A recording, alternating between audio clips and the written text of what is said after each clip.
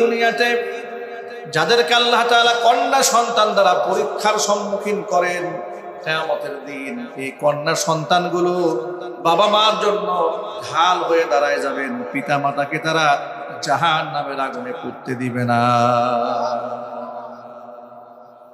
মানবতুলিয়া বিহাদিহিল বানাতি মিন শাই, কন্যা সন্তান দ্বারা পরীক্ষিত হয়েছে। কিয়ামতের দিন এই কন্যা সন্তানগুলো কুন্নালাহু সিতরাম মিনান নার, ঢাল হয়ে সামনে দাঁড়াবে, বাপ মাকে জাহান্নামের আগুনে পুড়তে দেবে না। চিৎকার দেখুন সুবহানাল্লাহ। এখানেও কন্যা সন্তানের মর্যাদার কথা বলা হয়েছে। আল্লাহ নবী সাল্লাল্লাহু আলাইহি সাল্লাম বললেন, খবরদার কন্যা সন্তানদেরকে তোমরা কখনো গালমন্দ করবে না, কারণ আমি মুহাম্মদ সাল্লাল্লাহু আলাইহি সাল্লাম কন্যাদের পিতা।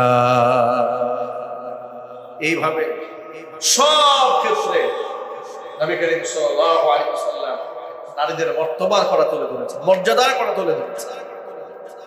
এই জন্য আমি সবসময় বলি, আজও বলছি, সমাজের মধ্যে নারীবাদ বলেন, শ্রমিকবাদ বলেন, শ্রমিকের অধিকার, নারীদের অধিকার, পুরুষের অধিকার, বৃদ্ধের অধিকার, সকল অধিকার ভিন্ন ভিন্ন খাতে আন্দোলন করে অধিকার বাস্তবায়ন করা সম্ভব হবে না।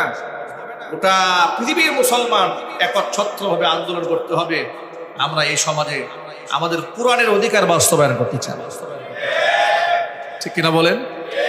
কোরআন আমার মা বোনদেরকে যে অধিকার দিয়েছে, যদি এই অধিকারটা সমাজে বাস্তবায়িত হতো, আমার মা বোনরা ধর্ষিত হতো না, তারা নির্যাতিত হতেন না,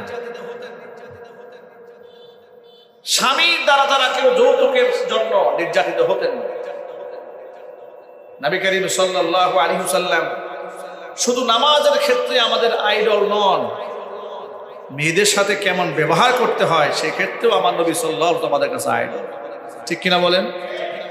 আমাদের লোকেরা মনে করে মুখে দাড়ি রেখেছি, আমি রাসূলের সুন্নাত আদায় করেছি, মাথায় টুপি দিয়েছি, পাগড়ি দিয়েছি, সুন্নাত আদায় হয়েছে, পোশাক পরেছি, ঢিলা ঢালা জুব্বা আলখাল্লা পরেছি, আমি সুন্নাত আদায় করেছি। এরপরে ঘরে মধ্যে গিয়া বউয়ের সাথে এত বাজে আচরণ করে, গালিগালাজ করে, মারধর করে, অশ্লীল ভাষায় কথাবার্তা বলে, চুল ধরে টান দেয়, শারীরিক নির্যাতন করে, মানসিক নির্যাতন। আমি আপনাদেরকে বলি, দাড়ি টুপি কিংবা লেবাসের সুন্নাহ এর চেয়ে অনেক বেশি মর্তবা এবং মর্যাদাপূর্ণ সুন্নাহ হচ্ছে মুআমালাত এবং মুআশারাতের সুন্নাহ। নবী করিম সাল্লাল্লাহু আলাইহি ওয়াসাল্লামের আখলাকের যে সুন্নাহ, ওই সুন্নাহ যদি নিজের মধ্যে না থাকে, শুধু লেবাস পোশাকের সুন্নাহ দিয়া কিয়ামতের দিন মুক্তি পাওয়া যাবে।